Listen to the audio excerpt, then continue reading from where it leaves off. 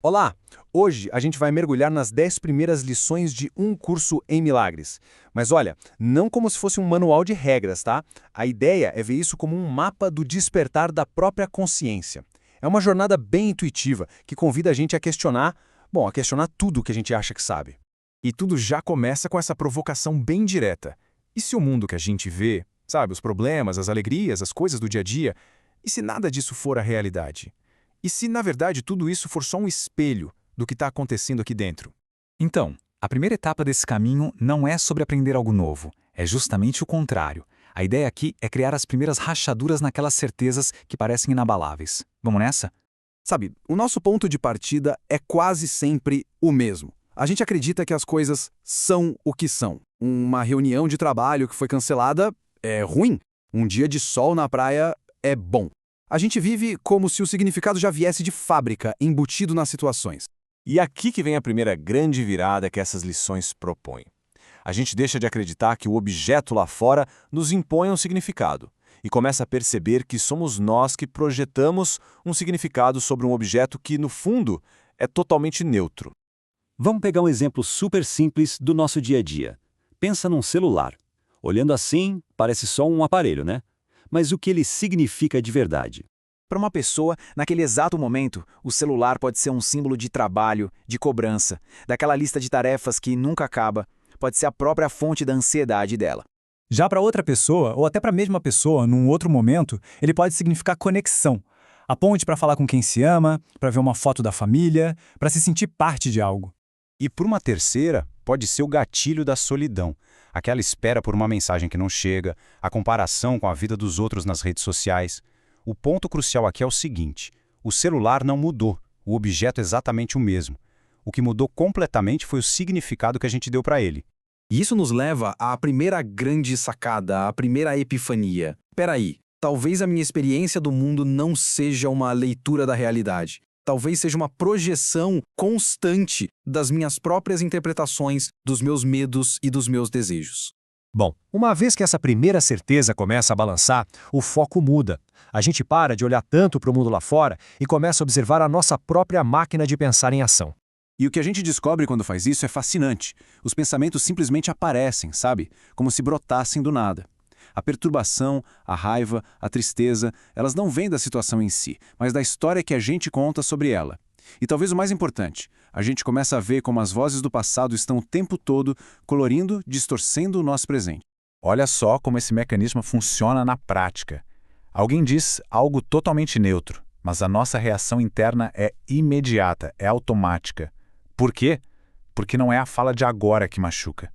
O que aconteceu, na verdade, foi que essa fala ativou uma memória antiga, uma ferida lá de trás que não cicatrizou. Só depois de tudo isso acontecer é que a consciência às vezes consegue observar o estrago.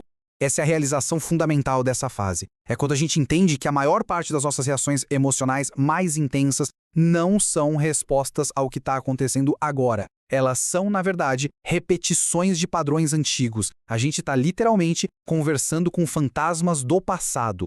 E aqui vem um ponto muito sutil. Nessa etapa, a ideia não é mudar, não é consertar nada. O único trabalho é observar com honestidade, sem se julgar. E essa simples observação, por si só, já começa a afrouxar o controle desses nossos padrões automáticos.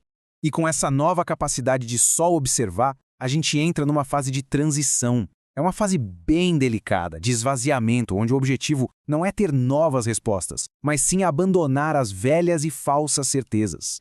A gente pode imaginar a mente como um quadro negro, completamente rabiscado, cheio de regras sobre como o mundo deveria ser, cheio de medos antigos, de interpretações do passado. Simplesmente não tem mais espaço para nada novo ali.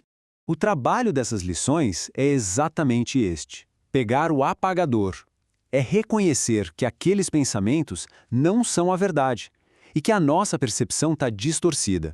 E o que sobra quando a gente apaga tudo? Não é um nada, é um espaço limpo. E esse silêncio mental, essa quietude, pode até parecer um pouco assustador no começo, quase como se a gente estivesse perdendo a nossa identidade. Mas é justamente o contrário. É a preparação do terreno para que algo realmente novo possa finalmente brotar. Isso tudo nos leva ao resultado final dessas 10 primeiras lições. que, olha, não é uma teoria, não é uma conclusão intelectual. É o nascimento de uma nova postura interna, uma prática consciente para o nosso dia a dia.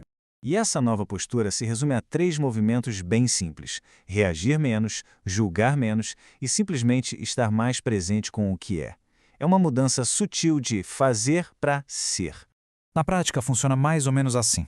Algo acontece lá fora, mas antes daquele impulso automático de responder, de reagir, a consciência aprende a criar um pequeno espaço, uma pausa, uma respiração. E é nesse espacinho que a percepção tem a chance de se reorganizar sozinha. Todo esse processo de descondicionamento leva a gente a uma conclusão muito profunda. A nossa verdadeira identidade não está nos pensamentos que passam pela cabeça. Não está nas histórias que a gente conta sobre si e muito menos nos eventos do nosso passado. E aqui a gente chega na afirmação talvez mais poderosa e libertadora de todo esse percurso. A consciência de que a nossa percepção do mundo é um hábito aprendido. E se foi aprendido, isso significa que também pode ser desaprendido. Existe uma escolha. E assim, a gente termina exatamente onde tudo realmente começa, com uma pergunta que fica aí para a gente refletir. E se o verdadeiro início da jornada, do autoconhecimento, não for sobre aprender mais coisas, mas sim sobre ter a coragem de desaprender tudo aquilo que a gente pensava que sabia?